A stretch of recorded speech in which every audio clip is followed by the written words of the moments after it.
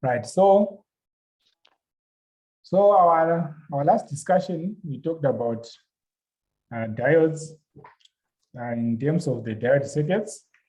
And I remember we had some portions which were not very clear, where something was not appearing. So we can quickly go back there and see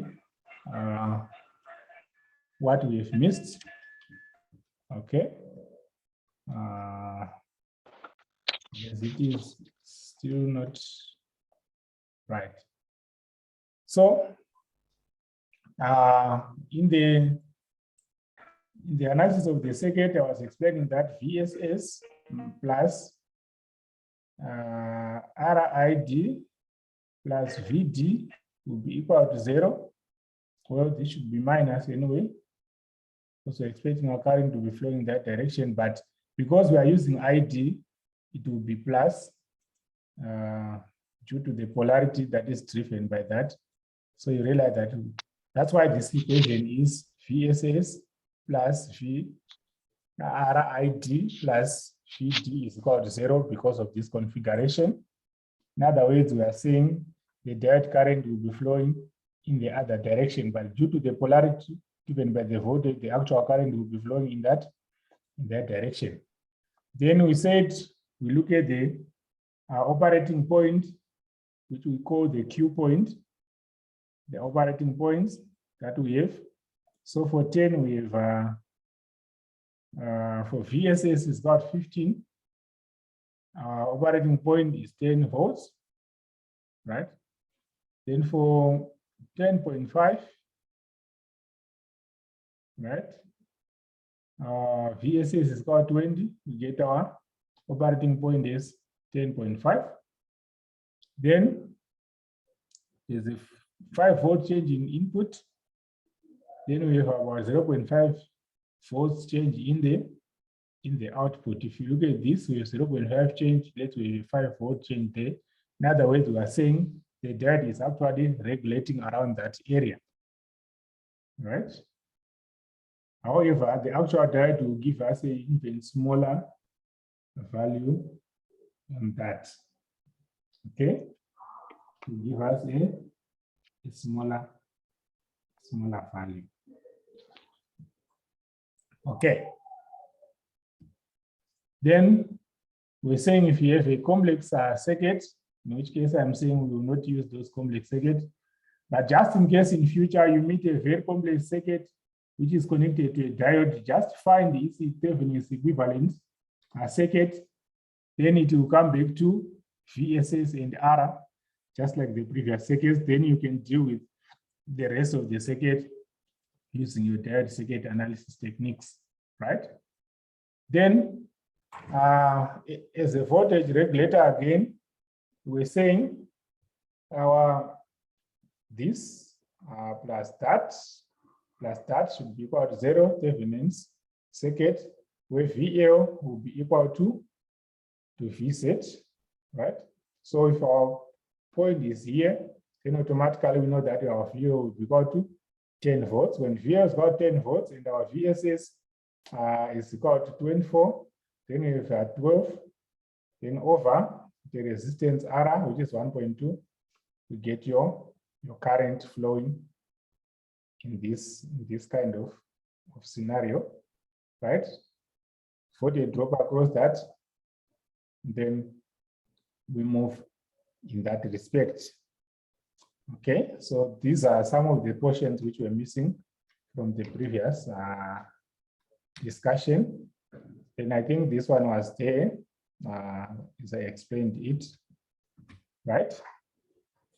So again, you realize that the basics that we were discussing in our electrical circuit analysis are still applicable in these circuits, right? The basics are still applicable in this circuit. There is no change. Our Kirchhoff's voltage law still stands. Our current law still stands, right? They still stand as they were, right? they still stand as they were. So as long as we'll explain in our circuits, you realize that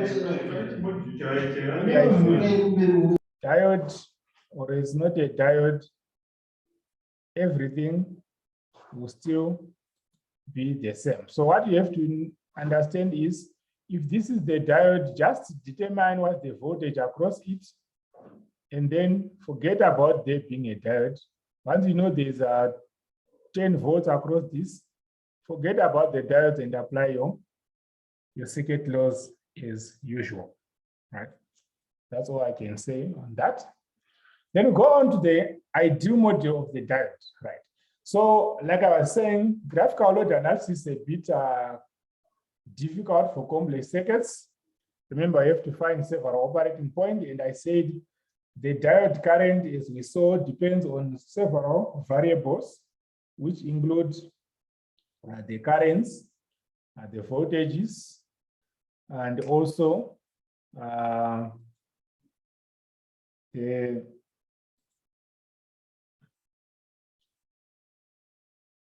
temperature at which we are looking at the voltages, right? So for us to simplify our analysis, we do what we call the ideal diode model. So as you saw, the Shockley equation is used to try and explicitly calculate the value of the current through the diode. But you can also, in some cases, use the ideal model. That means if the source voltage is far, far much greater than 0.7 for silicon or 0.3 for germanium, then it will be still correct to assume that the voltage drop across the diode is either 0 or is at the maximum. So in other words,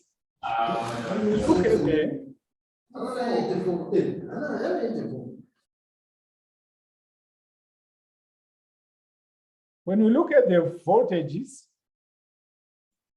across our diode, we can assume that when the diode is forward biased,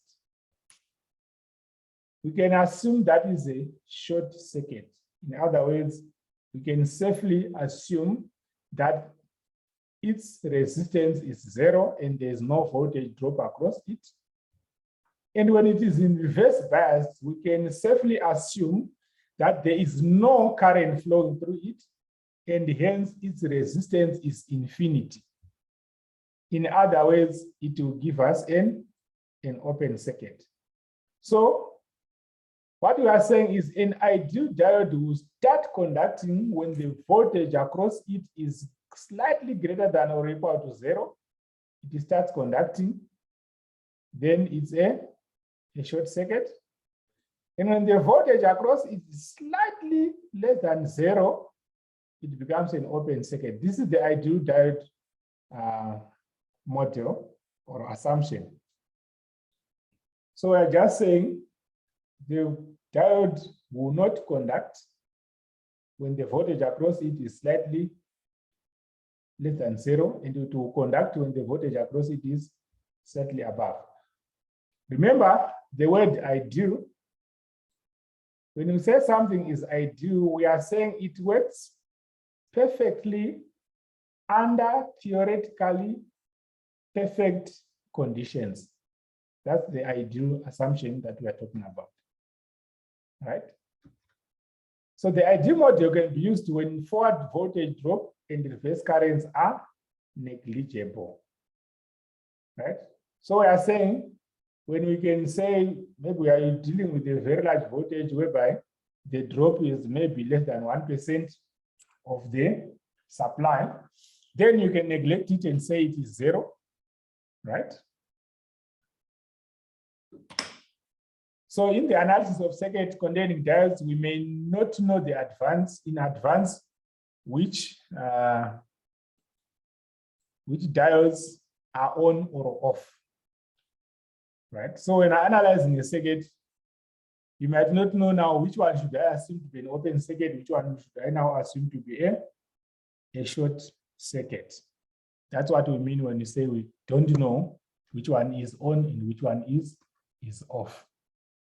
Okay? So what we do first is to guess on the state of the diodes in the circuit, right? Then for assumed on diodes, that means if you assume that the diode is forward biased, we want to check to see if the diode current is positive. That means this is our diode symbol. If the direction of the current in that diode is in that direction from the anode to the cathode, then we've confirmed that the diode is on or is forward biased.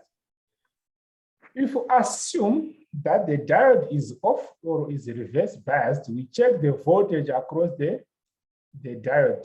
In other words, the voltage should be such that the cathode is more positive than the anode. That's the condition for reverse bias, and hence we can assume a reverse bias.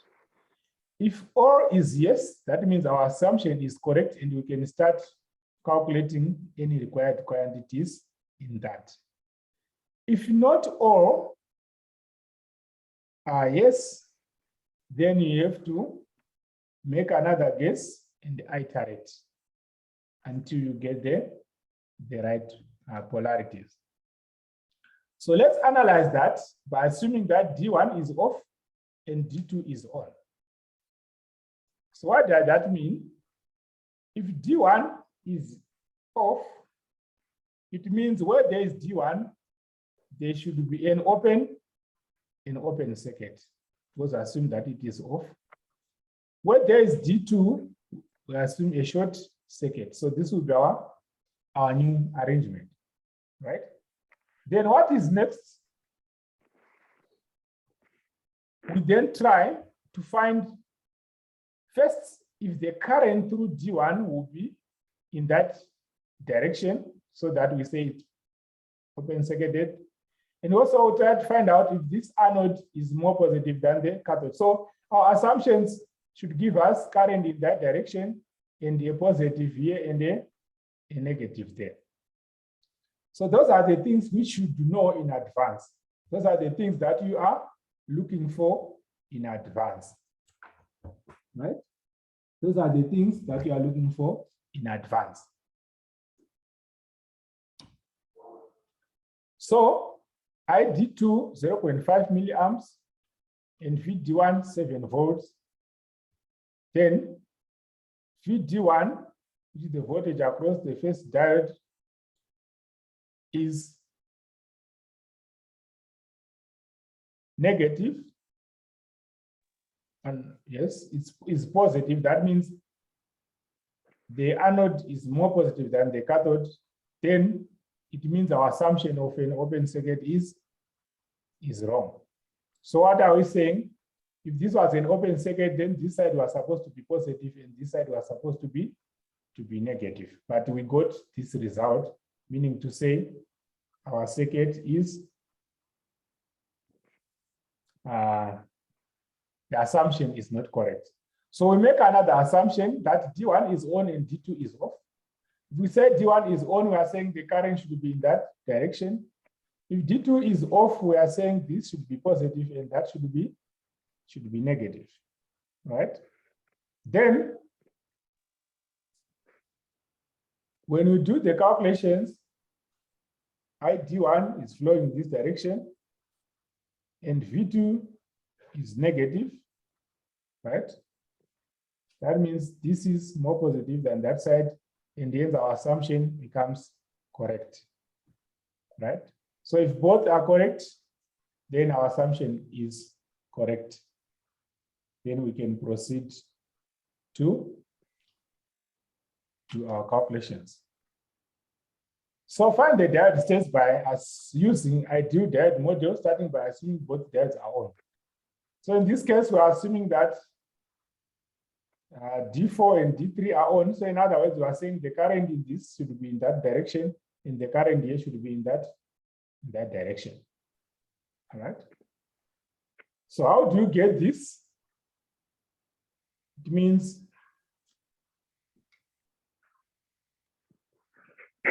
this assumption, right? Then methods, obviously, we have two sources. You use your superposition theorem. So in your superposition theorem, the overall current through this should be downwards, and the overall current through here should be in the anti-clockwise direction, right? But in this case, ID3 is minus, which means ID3 is actually going up, and ID4 is going in this direction.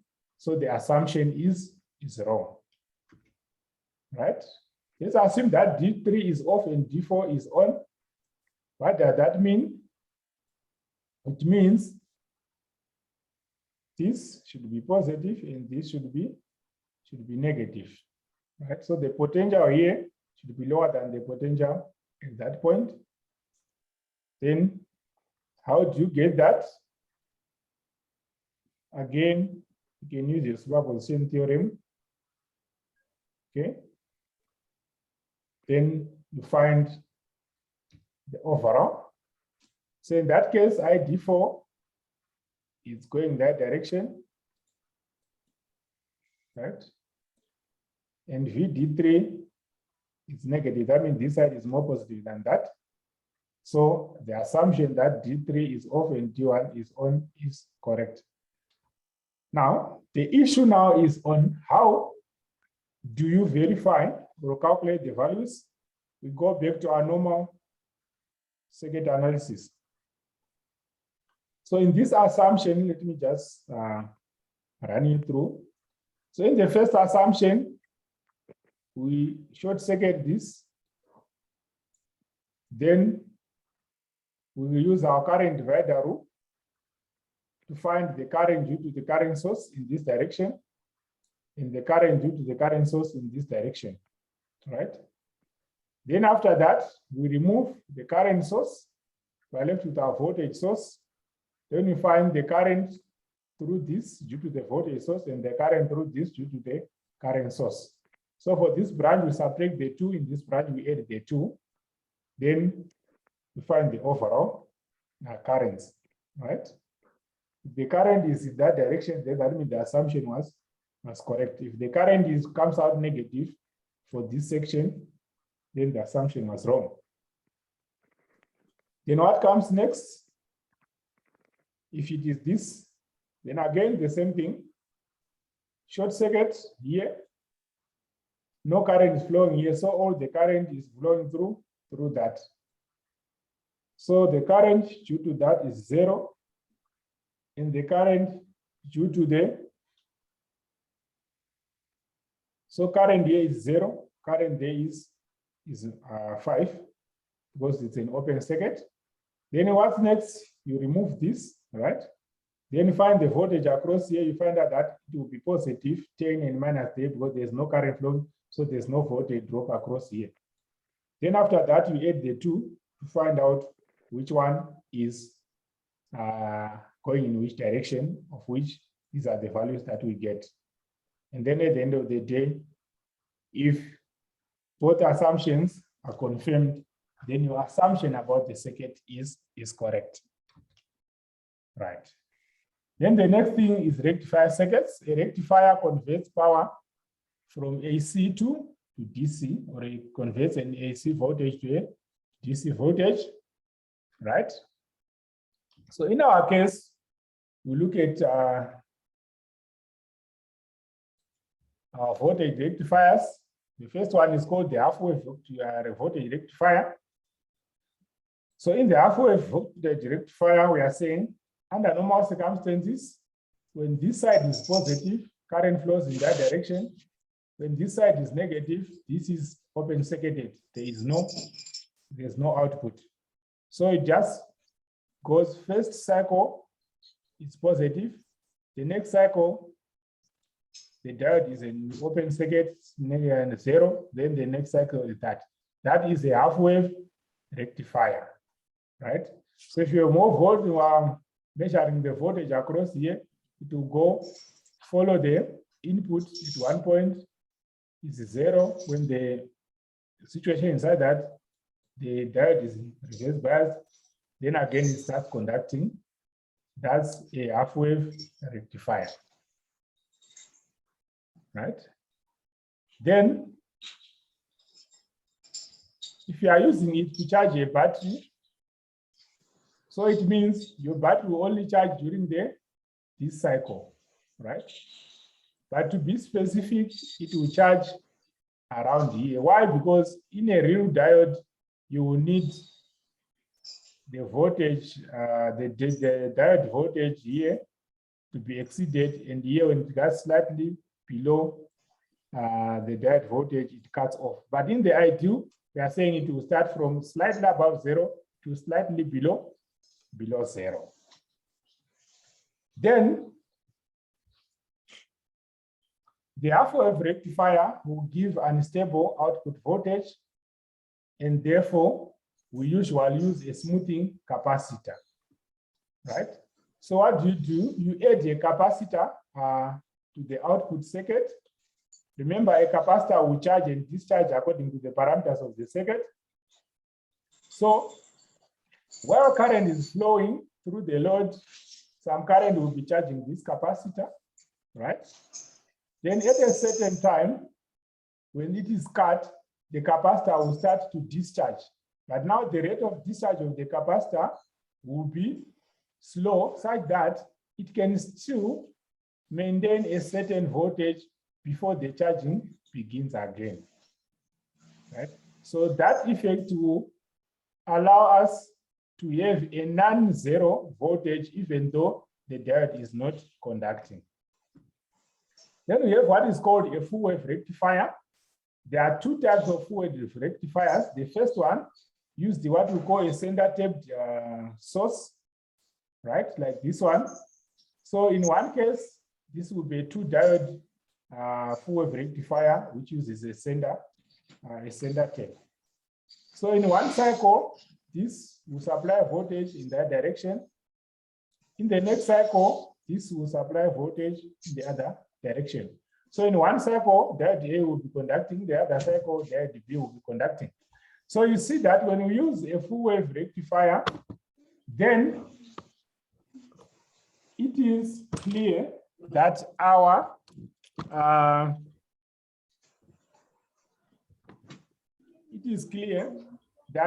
we are always at least supplying a voltage, though it will be in ramps because it will be following an AC input, right?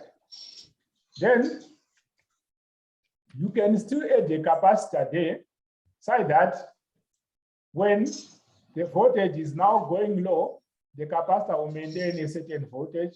Then it comes and charges, maintain a certain voltage, and you can see that the output is now smoother than the previous one. The output is now smoother than the previous one. Okay.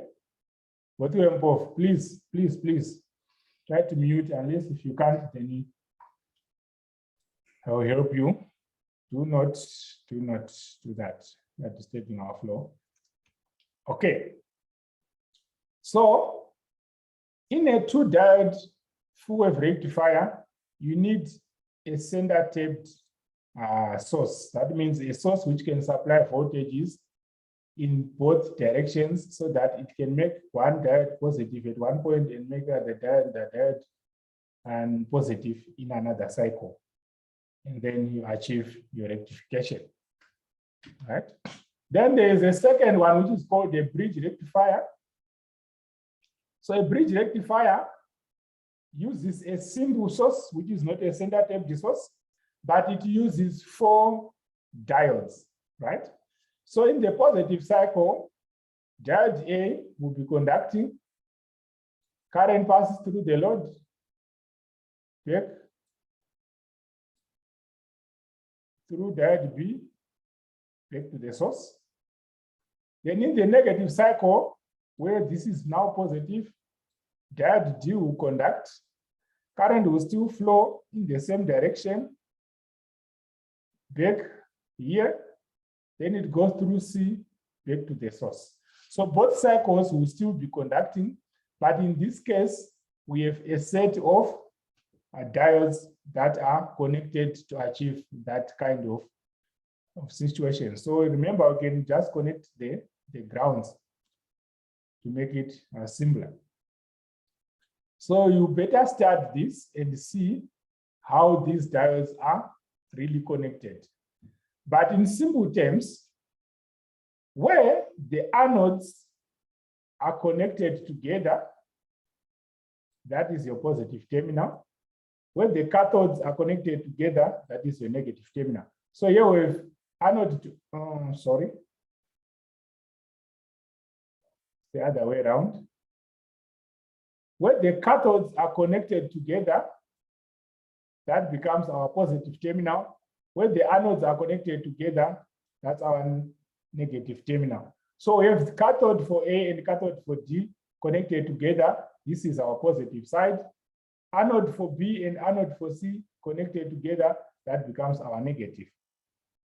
So there's a situation whereby you might want to get a negative supply. It means you just change the directions of these diodes so that at this point you have anodes being connected together, and at this point you have cathodes being connected together to give you a positive output, right? So you can go and make a study to see how these things are really operate, okay?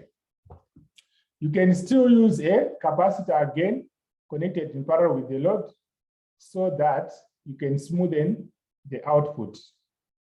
Capacitor will be operating at this point, and that point. So the larger the capacitor, remember RC, the capacitor is larger, then it means you also take longer to discharge, and then you can maintain an almost stable voltage. Now, the last thing is just for us to try and make a quiz. Want to see if we can quickly guess which diodes will be conducting or which diodes cannot be conducting, right? So the first thing that we have to look is forward bias is achieved as long as the anode is at a higher potential than the cathode. So in this case, it's positive to negative, right? So this will be your forward bias, right? The currents are in the other directions. They should be. So this will be your current direction. Then in this case, again, your anode is a more positive than the cathode. Remember, 0 is greater than any other negative number. So again, it's forward bias. In this case, again, the anode is from 0, and this is at minus V, forward bias. This case, anode is at positive, and this is at minus, or ground, forward bias, right? Then you go to the reverse bias. On reverse bias, again, the anode should be at a lesser potential than the cathode. So cathode is connected to the positive, so the cathode is more positive than the anode, so it's reverse bias. In this case, the anode is at a less potential because it's connected to the negative, and the cathode connected to the 0 line. So 0 is more positive than the negative, reverse bias. Here, the cathode is already connected to a positive terminal, and then the anode is at a less potential, so then we have reverse bias. In this case, the anode is connected to a negative potential, and the cathode to 0. 0 is greater than negative, hence we have a reverse bias. Right. So we can also check the bias using our meters, right? If you have forward bias, then that means the resistance across the diode is very small, it's measurable. Reverse bias, the resistance is very large. So our negative terminal, usually the black, the positive terminal, the red one. So if you put them on your meter, the red one will be positive, the black one negative, forward bias.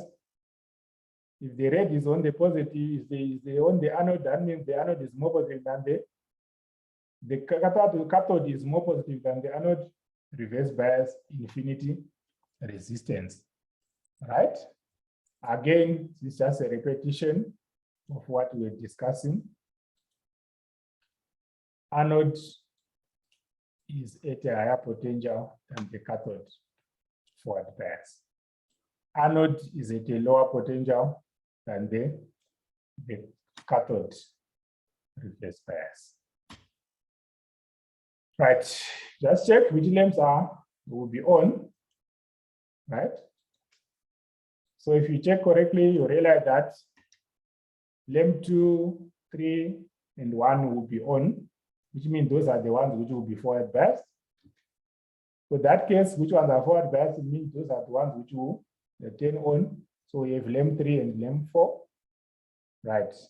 So those are some of the things that you can quickly check. Usually, use the polarities of the source if you have one source. If you don't have if you have more than one source, then you might need to do that superposition theorem analysis.